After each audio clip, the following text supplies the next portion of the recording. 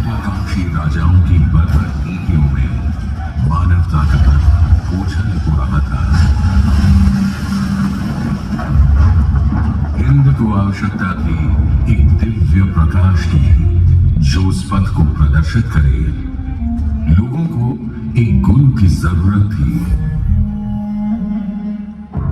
यह दिव्य प्रकाश, ज्ञान की सर्वोत्तम ज्योति प्रज्वलित हुई पंजाब में। सन 1469 कार्तिक पूर्णिमा की रात, जगमगाते चंद्र की रोशनी में तलवंडी गांव में एक बालक का आगमन हुआ। श्री गुरु नानक देव जी का प्रकाश हुआ।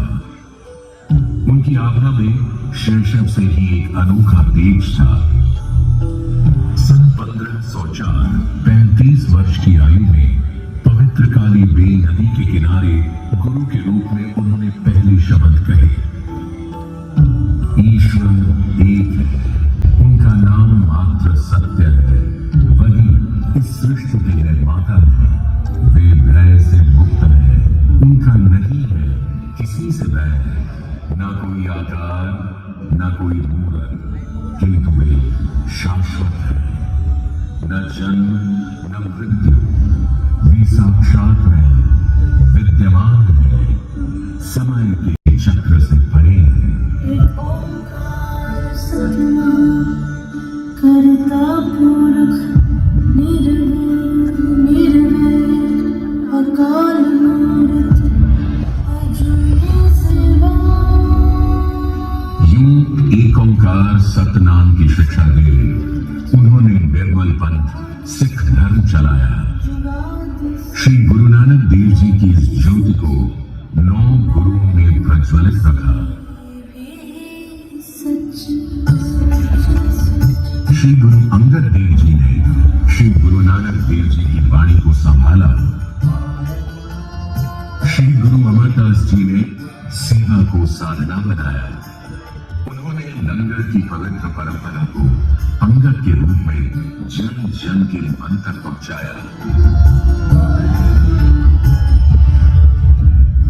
श्री गुरु रामदास जी के हाथों ने रामदासपुर की नींव रखी, जो आगे अमृतसर बना।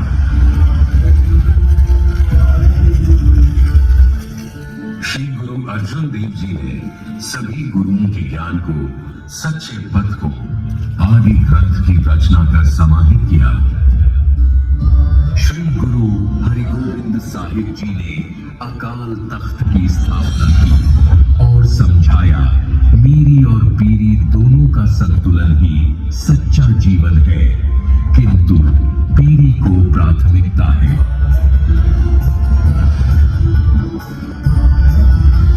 श्री गुरु हरि राय जी और श्री गुरु हरि कृष्ण जी ने करुणा, दया और सेवा को धर्म का आधार बनाया।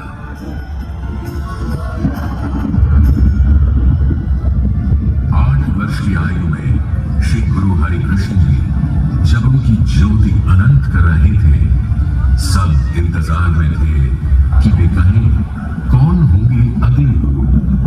गुरु जी ने केवल 2 शब्द कहे, बाबा बकाला। ज्ञान की ज्योति जो वर्षों से प्रज्वलित थी, उसके अगले गुरु कौन होंगे, इस सत्य पर ही अंधेरे के बादल थे।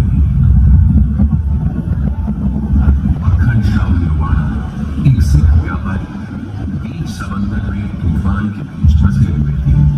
तब उन्होंने गुरु को गुहार लगाई, अगर सब सलामत रहे तो वे गुरु को सोने की 500 मुहरें अर्पण करेंगे। गुरु ने बेड़ा पार लगाया।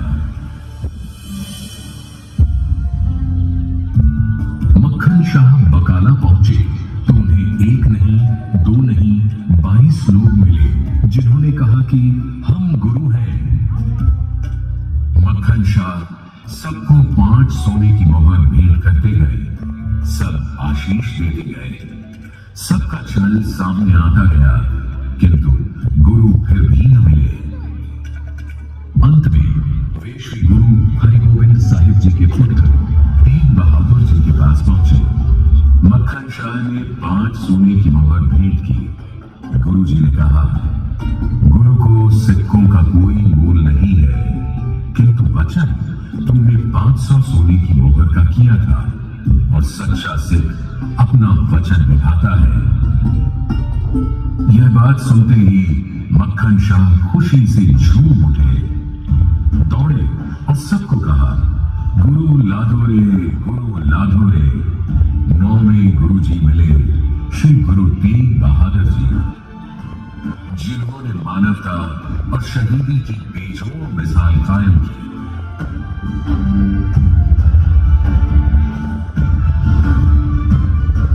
श्री गुरु हरि गोबिंद साहिब जी और माता नानकी के सबसे छोटे पुत्र थे त्यागमल।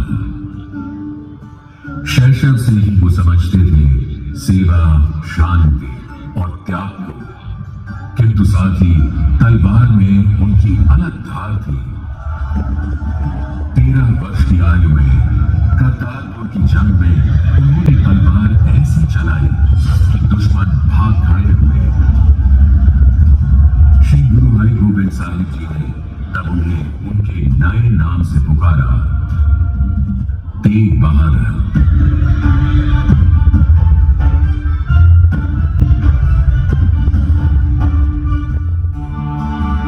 तेग बहादुर जी पिता की सेवा में, लोगों की सेवा में बकाला में व्यस्त रहे।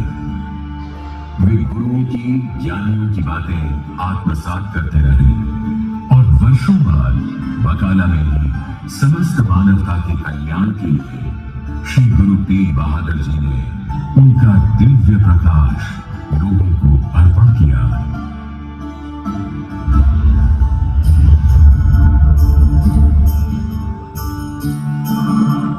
उनके ज्ञान को, धर्म के संदेश को, करुणा के पर्व को सब तक पहुंचाने वे यात्रा करते रहे, उत्तर से पूर्व की ओर।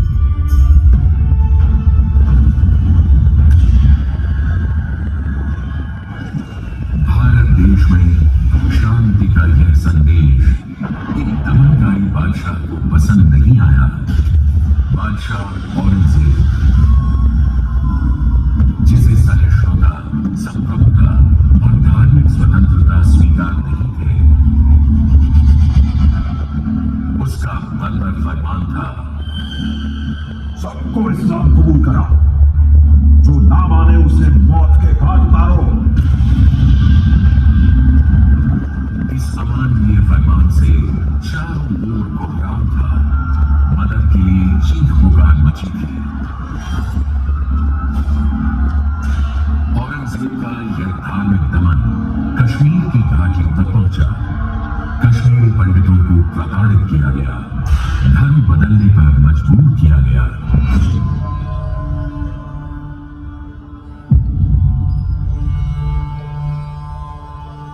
अपने जीवन की रक्षा के लिए, आस्था को संरक्षित करने कश्मीरी पंडित श्री गुरु तेग बहादुर जी के समक्ष आनंदपुर पहुंचे। उन्होंने गुरुजी से गुहार लगाई, धर्म की रक्षा हेतु। इस याचना से गुरुजी ने मुंह नहीं फेरा, बल्कि धर्म की रक्षा के उत्तरदायित्व को सहर्ष स्वीकारा। वे जानते थे इसका परिणाम, किंतु उनका वचन अटल था। औरंगजेब यह सह न सका। उसने गुरुजी को गिरफ्तार करने का हुक्म दिया। श्री गुरु तेग बहादुर जी की तलवार से सारे दमनकारी कांप उठते, किंतु उनका निर्णय था, तेग नहीं, त्याग। धर्म की रक्षा के लिए तलवार की नहीं, सत्य की आवश्यकता है। उनके 3 साथी, भाई मतिदास जी, भाई सतीदास जी और भाई दयाला जी के साथ गुरुजी को आगरा में गिरफ्तार कर दिल्ली लाया गया। दिव्य तेज के साथ श्री गुरुजी दिल्ली आए, किंतु दानवी मन कहां ऊंचाई को समझ पाते हैं, तेज को उसकी आंखें सह नहीं पाती। दिल्ली में गुरु तेग बहादुर जी को बंदी बना लिया गया और कहा फिर इस्लाम को स्वीकार करो, वरना रूह कांप जाए। ऐसी मौत के लिए तैयार हो जाओ।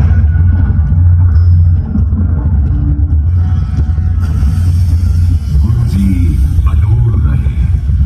वे कैद में भी अनेक शब्दों की रचना करते रहे, अड़े अमर सत्य के पथ पर रहे।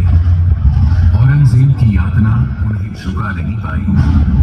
गुरुजी को यातना देने हेतु उसने बर्बरता की सारी सीमाएं लांघ ली।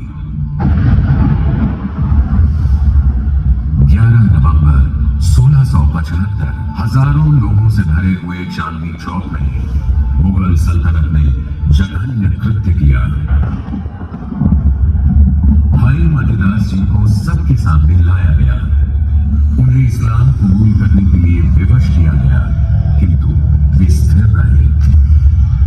लकड़ी से बांधकर आगे से चीरकर उनके शरीर के 2 टुकड़े कर दिए गए। शहीदी के समय ही वे अडोल अपने मन में जपजी वाणी का पाठ करते रहे।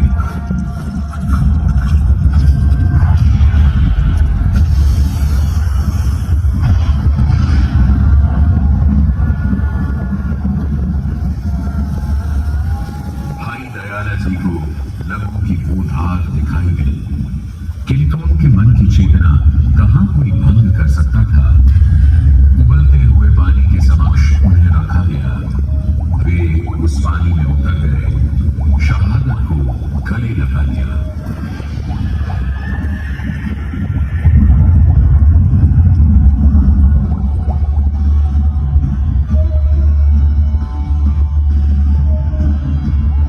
भाई सतीदास जी को रुई में लपेटकर आग लगाई गई, किंतु वे स्थिर रहे।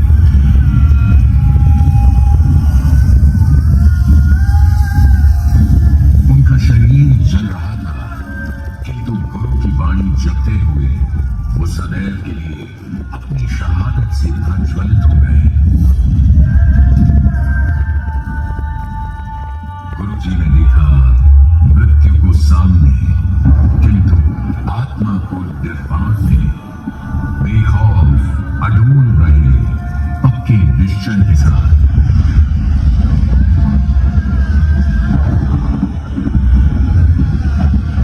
दिल्ली के चांदनी चौक में लाल किले के पास उनके शीश पर तलवार गिरी।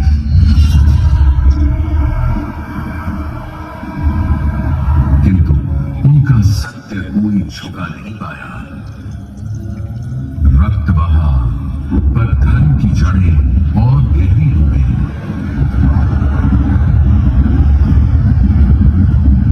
श्री गुरु तेग बहादुर जी ने सहज भाव से शहादत स्वीकार की।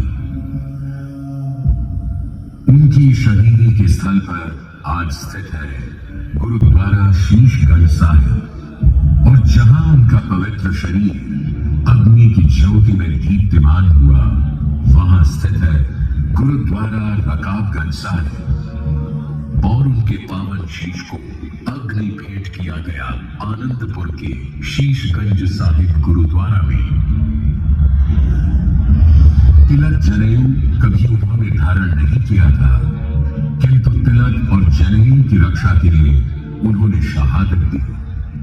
धर्म हित साका जे किया, शीश दिया पर सिर रू न दिया।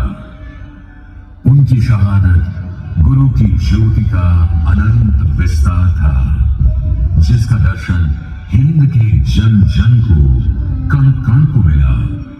वो ज्योति अब केवल ज्योति नहीं, वो अब थी हिंद की चादर। धन्य श्री गुरु तेग बहादुर जी।